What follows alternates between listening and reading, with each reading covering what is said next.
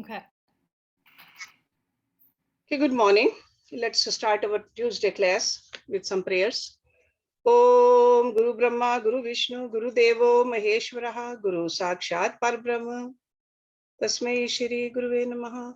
Om Bhuvava Swaha Tatsavitra Varenayam Bhargo Devasya Dhimahi Dhiyo Yo Naha Prachodayat Asto Ma Satgamya Tamso Ma Jyotirgamya Mrityorma Amritam Gamya Om Sahnavavatu Sahnovbhunaktu Saviryam Karvavahi Tejasvi Navadhitamastu Ma Vidvishavahi Om Shanti Shanti Shanti Om. So please open your books, Mahabharata books, page number 525. The Trials of Yudhisthira. 6 years went by. One warm evening, only the Pandavas were in the ashram. No rishis or brahmans were visiting them today, and Draupadi saw her chance to air her grievance against Yudhishthira. Yudhishthira and the twins sat on the steps of the ashram. Bhim sat a short way off, under a tree, in grim silence. Even Arjuna, who usually kept occupied, seemed lethargic this evening. He sat beyond Bhim and skimmed flat stones across the placid lake. Suddenly, Draupadi buried her face in her hands and began to sob loudly. Yudhishthira turned to her in concern. What is it, Panchali? Why are you crying? How long must I bear seeing you like this, Yudhishthira? The Lord of the earth living in the forest like a hermit. It breaks my heart. Every day, each moment, it breaks my heart. And I marvel that you can be so calm. Have you forgotten who you are? Or perhaps you think no misfortune has befallen us. Oh, how do you deceive yourself like this? I can't stand it anymore. Yudhishthira began to speak, but she was beside herself and was going to have her way. Every day I see our palace in Indraprastha before my eyes. Look where we are living now. I think of the beds of swans down we slept on, and here we lie on the floor on mats of straw that bruise the skin if you turn on them. In the Maya Sabha, you were like Indra with the devas around him. Look at you here, a common hermit surrounded by other munis. At home, I would anoint you with sandal paste. Now dust and ashes are your lineaments. I saw you wearing a white silks every morning. Now I see you in tree bark and deer skin. What sort of woman would I be if I did not cry? Oh, Yudhishthir, I am crying for you. And when I see your brothers, I feel my heart will shatter in 1,000 pieces. Look at Bhim. He hardly eats or sleeps anymore and doesn't say a word to any of us. All day he sits with that hopeless look on his face. His listlessness is despair wearing a mask. Bit by bit, it consumes your brother. I fear he will die if he goes on like this. Bhim belongs to ride into Hastinapur and have revenge on those monsters. And isn't it right what he feels? Weren't we horribly abused there? But you deny him the revenge that he dreams about, asleep and awake. Every moment he is just waiting. He thinks of nothing else. That is his nature. Can you change it? Her slender form trembled. Yudhishthir knew it was best for her to vent her sorrow rather than keep it all darkly within her, choking her life. He did not interrupt. Look at Arjun, my lord. The Kshatriya who has no equal in the world sits skimming stones across the lake. For hours he sits like that. Perhaps you haven't noticed since you are so busy gleaning wisdom from the rishis. Look at our fruit pickers and water carriers, Nakul and Sahadev. Would their mother have wished this for them when she climbed onto the Pandu's pyre? Ah, Madri is lucky she did not live to see her sons today. But not I. I am the most unfortunate woman on earth. Day after day, I see my husbands, who should be masters of the earth, living like beggars in the forest. And for what? For Duryodhan's envy and his malice? Yet, Yudhishthir, you go about wearing a smile as if none of this affects you. Not the loss of your kingdom, your brother's sorrow, or mine. You are quite content in the jungle. Why, you seem happier here than you were in Indraprastha. No thought of revenge moves you, or even of taking back what they stole from us. You are a Kshatriya, but this isn't how a Kshatriya behaves. My body and my soul cry out for revenge, but you are so calm, so patient, even after what we suffered at the hands of those beasts. Is patience a virtue at a time like this? Are tolerance and forgiveness what we need now? No, my lord, 1,000 times no. Her eyes blazed as if they would dry up the lake. It is true, patience and forgiveness are both balm to the spirit, but there is a time for anger as well, especially for a Kshatriya. This is the time for revenge, a time for wrath. A Kshatriya must have both rage and mercy in his nature. Even a servant would lose respect for a master who is always forgiving, always patient. Perhaps you have decided to be a Brahman since you enjoy the company of priests and hermits so much. Is this your true dharma? Is patience alone the need of this desperate hour? Oh, my husband, if not for my sake, at least for your brother's sakes, rouse yourself. The Kshatriya does not allow himself and his family to be abused as we have been without response. A Kshatriya isn't a coward, he is a warrior. Yudhishthir remained composed.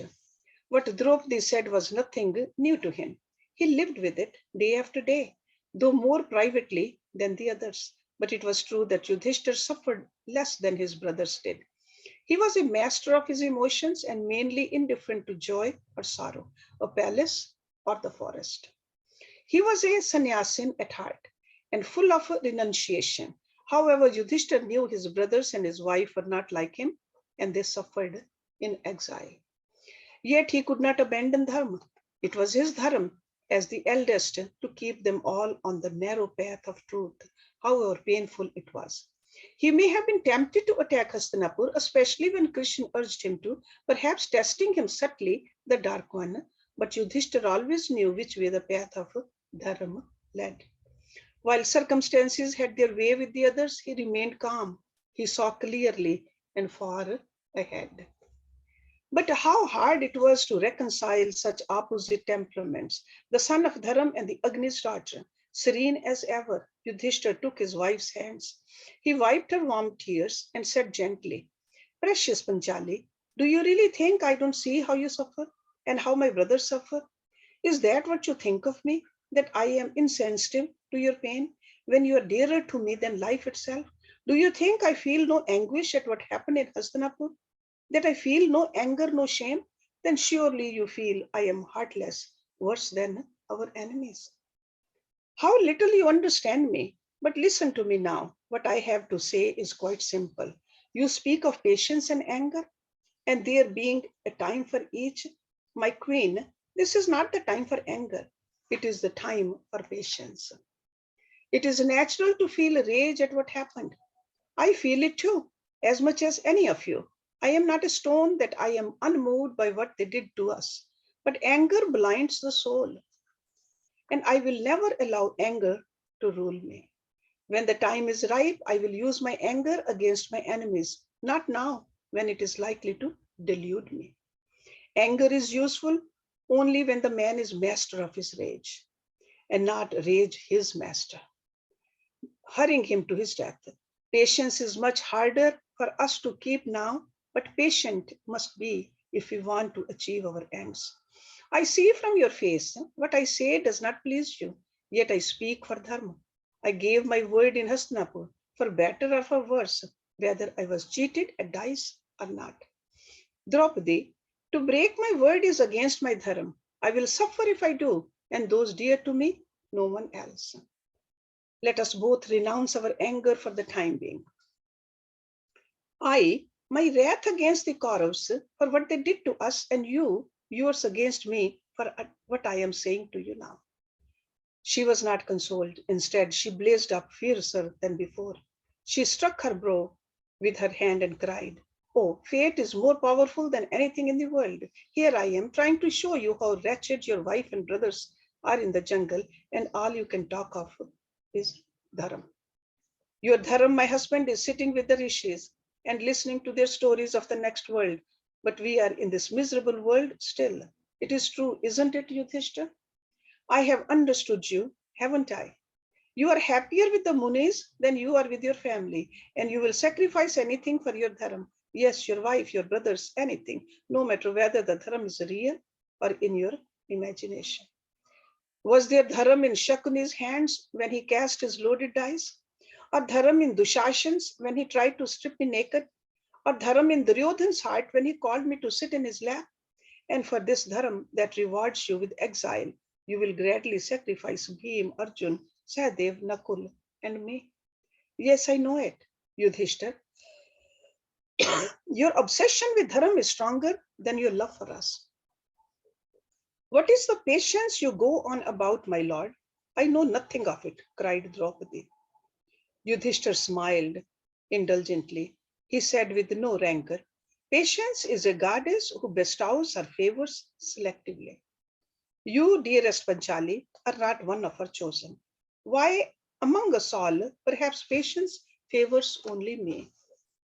She did not choose Duryodhan to be one of her own, nor Karan or Dushashan, and it seems she hasn't chosen any of my brothers or my wife. He sighed. Only me. But do you know I'm not disappointed that she has chosen me? I am honored, and I will do everything in my power to prove worthy of her. Here was a king speaking softly yet entirely firmly as he told his queen what he intended to do, despite her tirade. Draupadi was silenced for the moment. Perhaps she had never wanted to push the argument to a conclusion, but only vent her anguish. She grew quiet.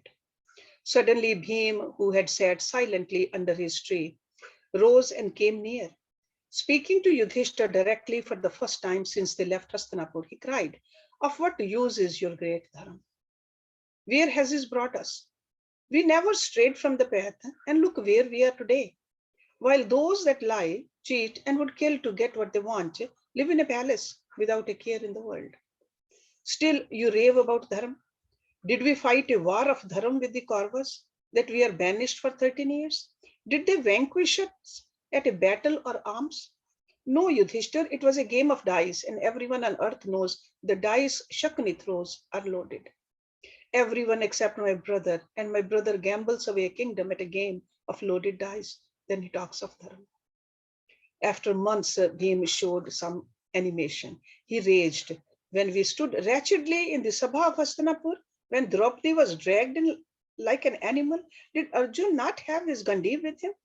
Had Bhim lost the strength of his arms? No, but Arjun and Bhim forced themselves to remain quiet and not lift a finger to defend Panchali because it was their dharam to obey their older brother. Do whatever he decided. Go after him on whatever path he chooses to tread, even if it led him straight to hell. Yes, for Dharam, Arjun and Bhim kept quiet. So later, Draupadi would tell Krishna all her 5 husbands did nothing when Dushashan tried to strip her, when Duryodhan dared call her to sit in his lap. And all this for what? For Dharam? And where does your Dharam gets us? But into the jungle for 13 years? Now think of Duryodhan for a moment. He has lied, he has cheated, and often enough, he has tried to kill us. And what has all that got him? Well, my brother, while your Dharam has fetched you exile, our cousin's sins have rewarded him. He has another kingdom to show for his daring, a kingdom with all its wealth and subjects. Bhim's chest heaved, his eyes burnt in the dying light of the day. Calming himself a little, he went on. Listen to me for once, Yudhishthir. I beg you, open your heart to what I am saying. It concerns not just you, but all of us. Not only your life, but ours as well. What happened in Hastinapur was not dharam. It was a game of dice. You talk of patience and not breaking your word, and indeed that would be just if we were dealing with noble enemies. But they are not noble. They are laughing at what they have done. You had no chance whatever of winning any of the throws of dice. You know as well as I that Shakuni cheated. How can you expect your brothers and your wife to give up everything and live like beasts in the jungle over a game of loaded dice? Is this really dharam? Aren't you carrying things to an insane extreme? Aren't you being negligent towards the rest of us who hate this forest life as much as you seem to adore it? Aren't you quite simply being selfish? Yudhishthir, come to your senses. Let your mind be moved to anger to see Draupadi wearing Valkal. Let it be moved to seek revenge by the memory of what those devils did to her. Take up your weapons like a Kshatriya. You speak of Dharam, then bring Dharam back to the house of Kuru. We are five fires. Let us go and burn our enemies. Bhim stood shaking, his hands clenched as if around Dushashan's throat. Yudhishthir gazed out across the lake on which the last streaks of crimson and gold were dying. After the sun had set, for a long time he said nothing to answer Bhim, but sat very still. Bhim and Draupadi exchanged a glance. They thought for a moment they had prevailed. The only sound in the ashram was of the water birds roosting on the lake. Arjun, Nakul, and Sahadev had also turned towards their eldest brother, waiting for him to answer Bhim. Then Yudhishthir spoke, and he spoke with no resentment, but sadness in his voice. Bhim, I deserve to have you say all this to me, my brother. Your words are like livid needles in my heart, and for what I did, I deserve worse. It is my fault we are here. It is not as if I did not know. I would lose my reason once I sat at the dice board. Shakuni knew this and how to goad me on, but I knew it too. It wasn't the first time I had played dice. He sighed and his eyes were moist. What is done, and nothing I can say or do will fetch back time. I am guilty, and I must learn to live with my guilt, finding solace where I may for making all of you suffer. Nothing you say can be worse than my own memories of that day. Over and over again, I see the dice rolling turn out of Shakuni's smooth hands. I hear myself losing my kingdom, my brothers, myself, Panchali, everything. And it is like dying, worse than dying, for these memories are fraught with such terrible shame. But I must learn to be brave, to accept what I did, to live with it, and to overcome it. Draupadi, Bhima, whatever you say to me, your hardest accusations can only be less than my crime deserves. He fell silent. Bhim was certain he had convinced Yudhishthir. All that remained was for his brother to give the word, and they would swoop down on Hastinapur and set everything right again. Then, lowering his voice, Yudhishthir spoke so softly that he was almost speaking to himself, but the others heard him clearly, and there was no mistaking what he said. Yes, Bhim, it is only true. What you say, I have done. But there is one other thing. At the end of my folly, when our kingdom was lost at the second game of dice, I gave my word that I would spend 12 years in the jungle in exile and a 13th in disguise. And hear me well, Bhim, Draupadi, all of you. My word is sacred and I will not break it. He spoke calmly, but it was clear he meant what he said. It was Yudhishthir, their older brother and husband, who spoke. And now it was Yudhishthir, their king. He said, at the end of 13 years, if Duryodhan refuses to give us back our kingdom, then Bhim, I shall indeed become as angry as you want me to. Then I will think of killing our enemies, and at that time, no one will stop me, just as no one will persuade me today, because I know I have returned to the path of Dharam, and I will not leave it again. At the end of 13 years, if they do not give back what is ours, we shall have war with them. Then, Bhim, you can strew the fields of battle with our enemies' corpses, and you can do it with my blessing. You can dissemble Dushashan and break Duryodhan's thigh. Arjun, you can kill Karan and his men. Sahadev can kill Shakuni, and Nakul can kill his son Ulat. And Panchali, you can feast your eyes on the dead and wash your hair in Dushashan's blood. He paused, and it was so strange for the others to hear their civic brother speak like that of war and killing. They could almost see the jungle turn into a battlefield and the lake before them into blood. They sat bemused by the visions Yudhishthir conjured for them. He went on as in a dream, still speaking as softly as night fell. I will fight beside you then. I will also let my hands and my weapons speak for me. Ah, yes, I will also let loose the fiend range, whom I would have shackled for 13 long years. No one will say Yudhishthir is the same man who stood silently in the court of Hastinapur while his wife and brothers were humiliated repeatedly. No one will believe it.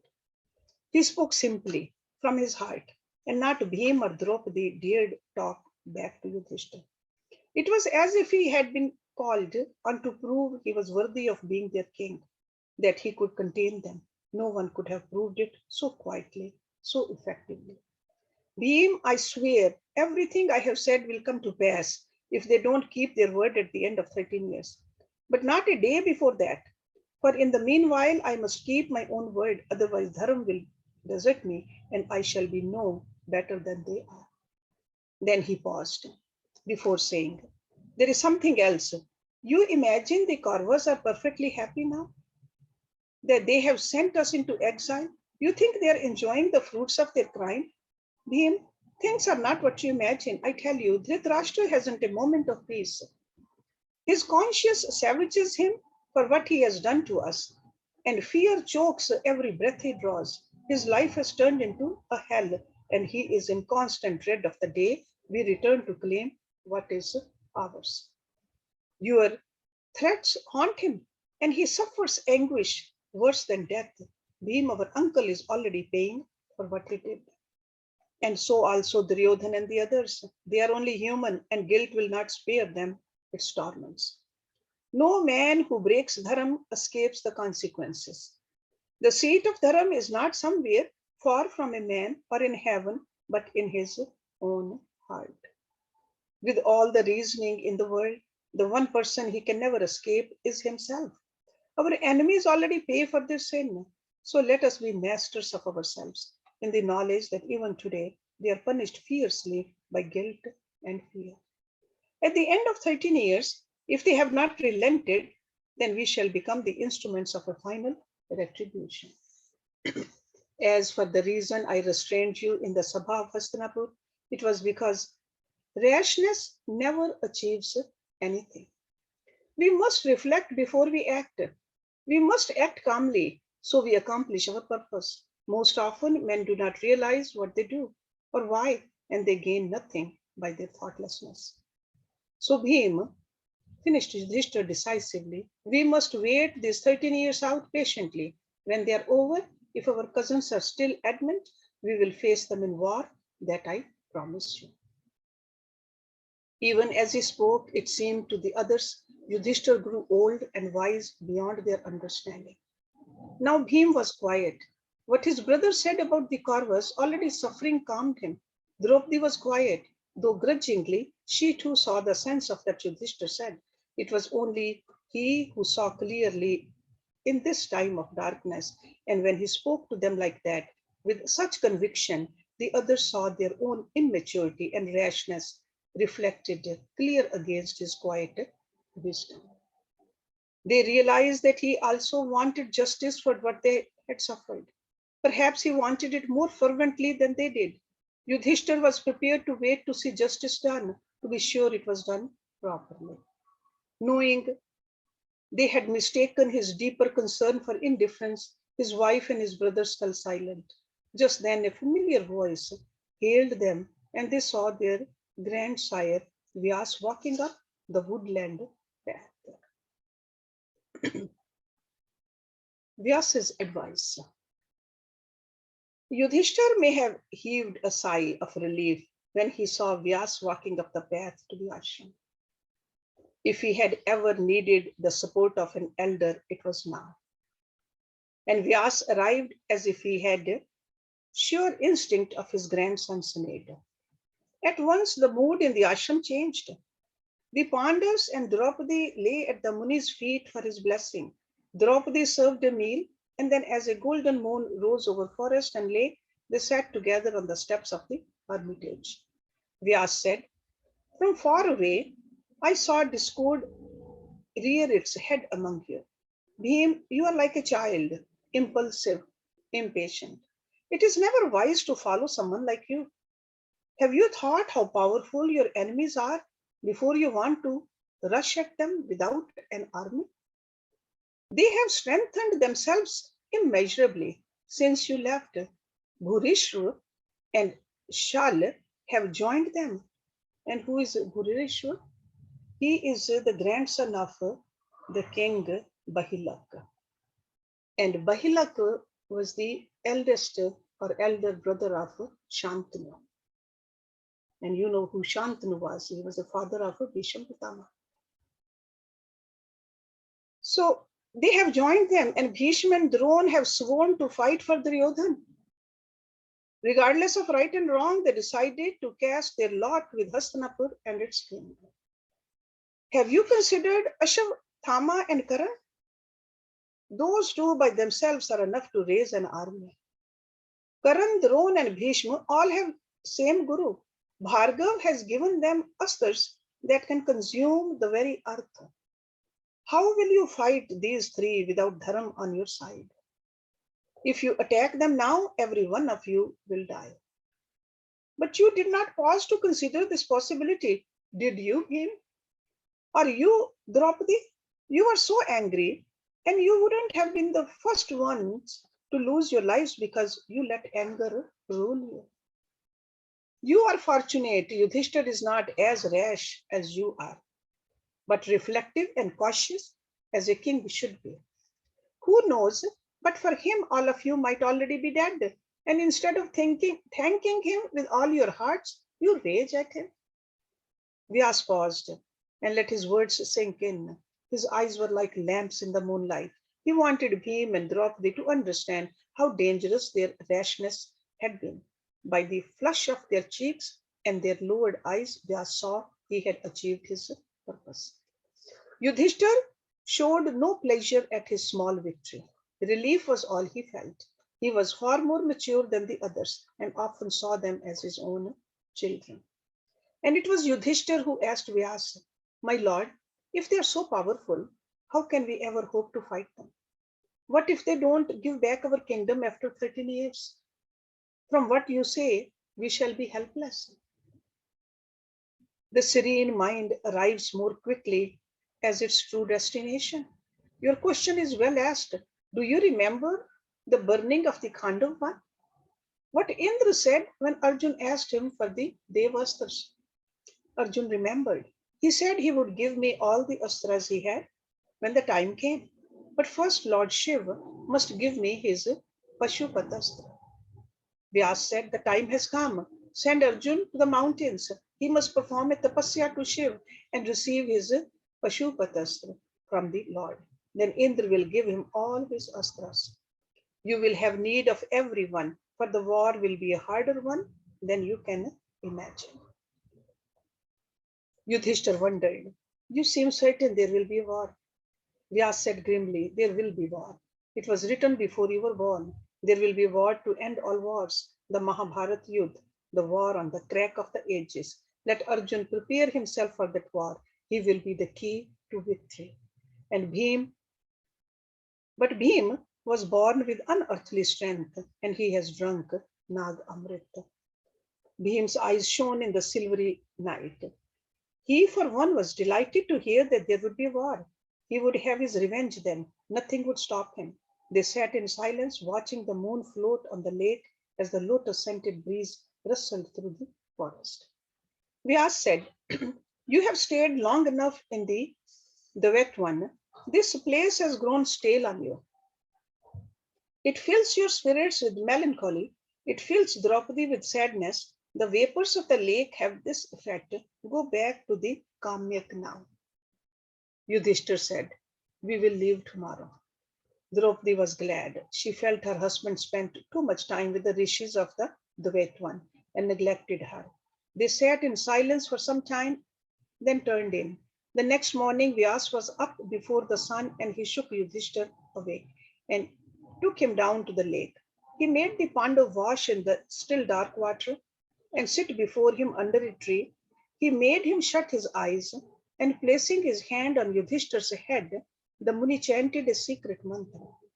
He said, "Receive the Pratismriti from me." Pratismriti is a mantra.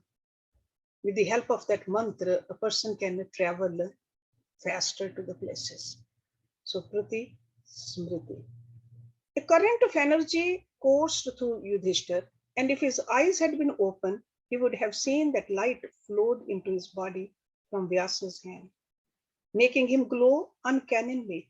Vyas kept his palm on his grandson's head for a while, then removed it slowly, and the luster faded. After another moment, the Muni said, "You can open your eyes now. The Pratisamriti is with you. You must teach it to Arjuna." Yudhishthir felt a deep sense of well being, and he prostrated himself before the Maharishi. Vyas said, "I must leave now, but don't tarry here anymore. You have lived 6 years by this lake, and that is enough. You have been patient, brave, and strong, my son, and I am proud of you. But it is time you began to prepare in earnest for the end of your exile and the war you must fight." Blessing Yudhishthir, Vyas walked away, promising to see them again soon. The sun rose, the other Pandavas rose with it. When they had bathed and worshipped Surya Dev, they set out for the Kamyak, retracing their steps of 6 years ago. By midday, they arrived on the banks of the Saraswati, and fording the river in the same ferry, they were back to the old forest. They found their way to the clearing where they had built the first ashram of their exile, and saw the hardy wooden huts had withstood the seasons well. A few small repairs to the little kutils, and the Pandavas, Draupadi, and their Brahmans settled back into the Kamyak. It was remarkable how Bhim and Draupadi, Arjuna and the twins, seemed to shed their dejection as soon as they left the Dvaitwan. Perhaps it was just the change of place, or possibly they felt restored, hearing Vyasa's prophecy that there would be a war. They would have their chance to take revenge on Dhritarashtra's sons. When they had spent a rather pleasant month in the clearing in the Kamyaka, Yudhishthir took Arjun aside one day. Taking his brother's hand, he said, "Vyasa is certain there will be a war, and in my heart, so am I. Drona, Bhishma, and Karan will fight against us. You are our main hope against them." He sighed. "Life is cruel. That our Pitama and our Acharya might face us in battle, but we must expect every eventuality. Somehow, I do not believe Duryodhana will return our kingdom to us peacefully, and more than Bhishma or Drona, even I fear Karan. You must prepare yourself to face him, Arjun, and for that you must have the Devastras of Indra." Yudhishthir was loth to part from his brother for even a day. It had been hard for him when Arjun went away on his Tirath Yatra, but then their circumstances had been very different. Here in the jungle, the very thought of sending Arjun away dismayed Yudhishthir. But he must go now. Later there would not be time. Who knew how long he would have to sit in tapasya before Shiv gave him his Pashupat? Who knew what trials Mahadev would subject him to before he decided he was worthy of having that astra? And only after Arjun had the Pashupatastra would Indra give him his weapons. Still, Yudhishthir hesitated. He did not want to tell Arjun to go, but eager to be off on his archer's quest, Arjun said, "It is time I went to the mountains." With a cry, Yudhishthir embraced him. It was difficult for Arjun to leave his brothers, and harder still to leave Draupadi, who wouldn't stop crying when she heard he was going. Only when Arjun left did the Pandavas begin to understand the subtle miracle exile had wrought among them. Despite their differences, it had brought them closer than ever.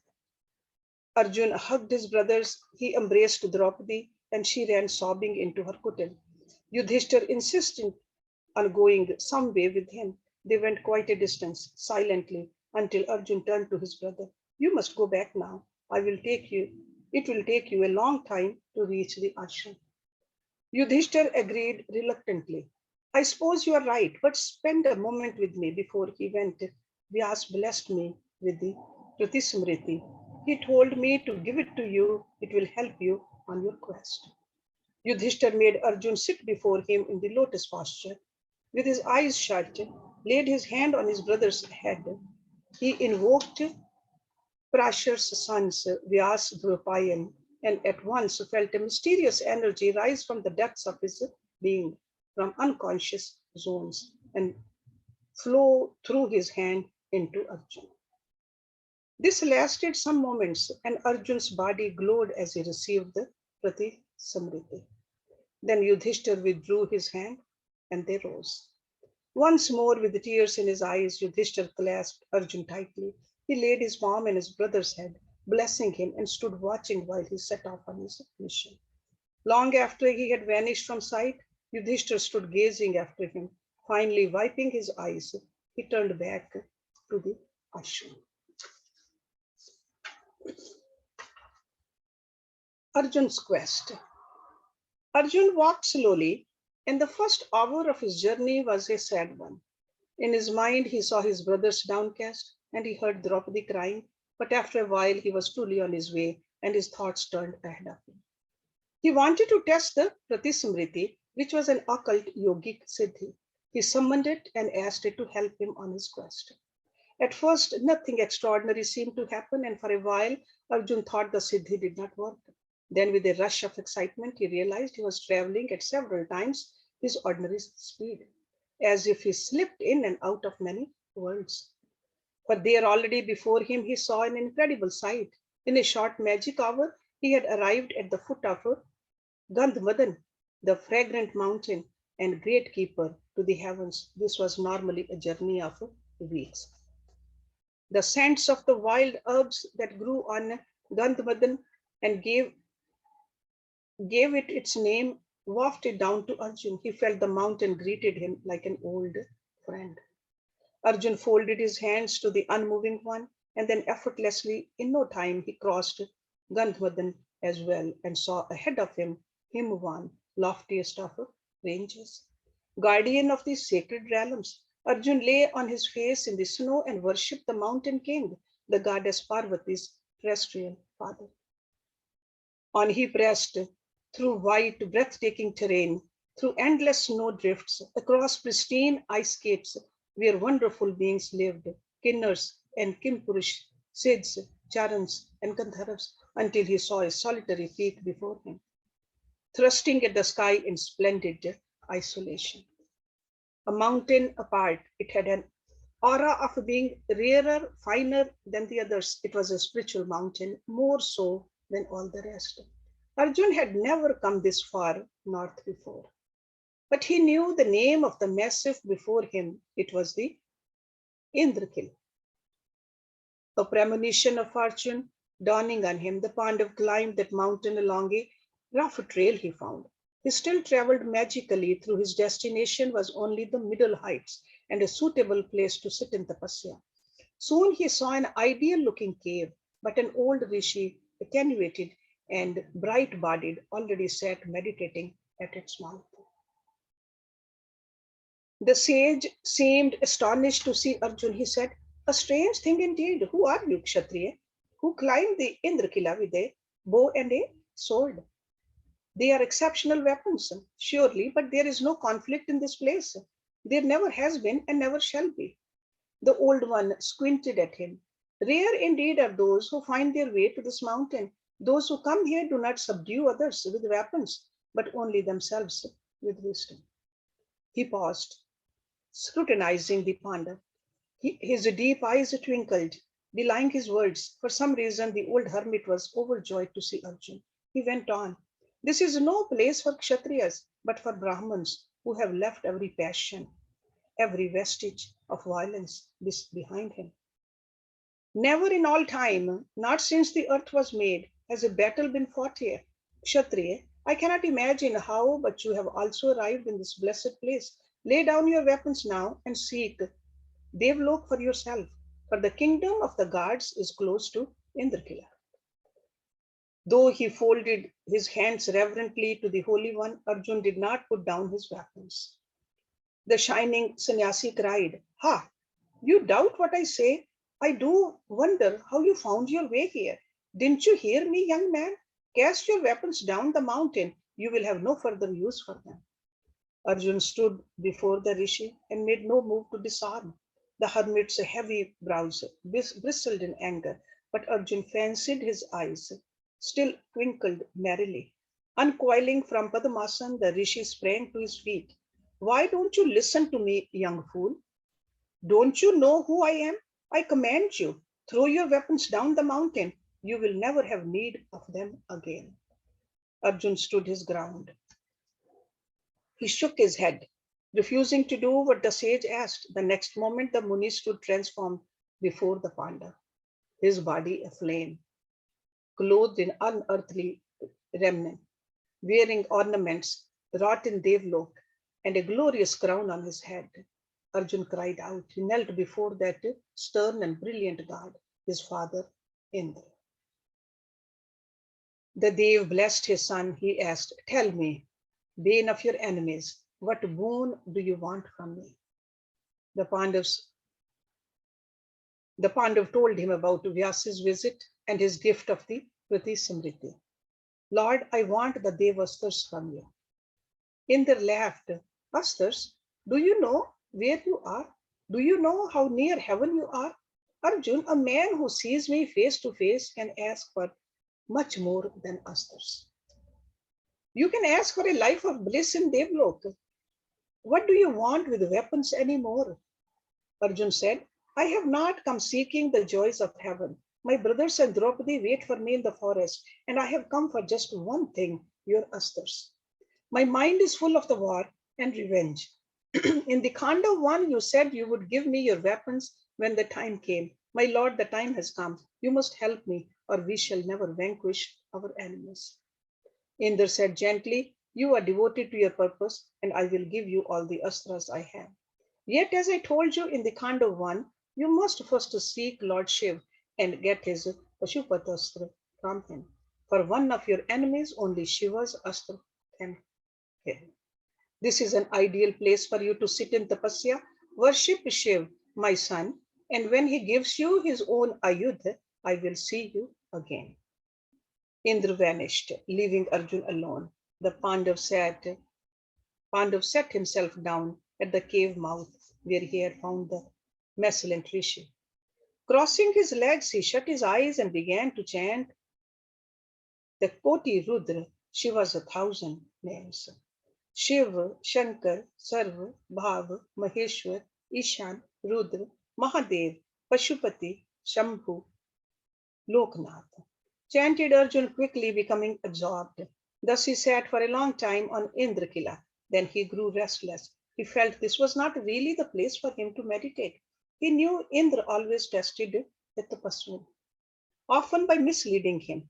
The Pandav climbed down the Indrakila again and returned to the forested foothills of the Himalaya. He went on to sacred Mandra. Donning Vulkal in the skin of a black antelope, Arjun found a fine Pashuvtha tree to sit under and began his tapasya once more. During the first month, he ate just once in 3 days and then only roots and leaves. During the second month, when his dhyan grew more intense, he ate only once in 6 days and just dry leaves. In the third month, he ate once a fortnight. At last, from the fourth month on, Arjun did not eat at all anymore, but was absorbed in Shiva's mantra for 5 syllables, flowing like his very breath. Namah Shivaya. He chanted silently, interminably, Namah Shivaya, Namah Shivaya, Namah Shivaya. Soon, when he found it too easy to meditate in Padmasana, he got up and stood on his toes. With his arms raised to the sky, the Dev Rishi, the vigilant guardians of heaven and earth, saw Arjun at his patience. Even when the Pandav began his worship, they remarked that in this darkening age, such a tapasya was rare and difficult. If the tapasvin's resolve did not break, his worship would compel the god he invoked to grant whatever he wanted. As Arjun's tapasya continued, the rishis were hopeful the Kshatriyas would not bear the privation he imposed on himself. But Arjun showed no sign of weakening. When his dhyan began to affect the natural environs around him, the Dev rishis grew anxious.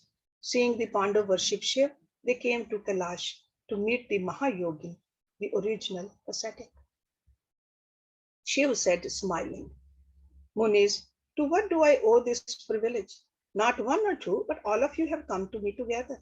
Surely something extraordinary brings you to Kailash. One of the rishis said, We are alarmed by Arjun's tapasya. Another put in, we can hardly believe it in these dark times. It seems you will have to grant him any boon he wants. A third said, we do not know what Arjun is praying for, but we dread to think what it may be. He could ask you for the throne of Devlok, and you would have to give it to him. The first Muni said, Lord, you must stop Arjun. Shiv laughed. Rishis, your anxiety is for nothing. Arjun is a man of dharma. He does not want heaven, wealth, or even moksha. I know what he wants, and I mean to give it to him. It is in a just cause he asks for his boon. Indeed, when you came, I was about to go myself to test this tapasvi. Go back in peace. You have nothing to fear. Bowing to Shiv, the curious to discover what Arjun the Pandavas prayed so fervently for, the rishis returned where they had come from. Om Purnamada Purnamidam Purnat Purnamudachyate Purnasya Purnamadaya Purnameva Vashishyate Om Shanti Shanti Shanti Om.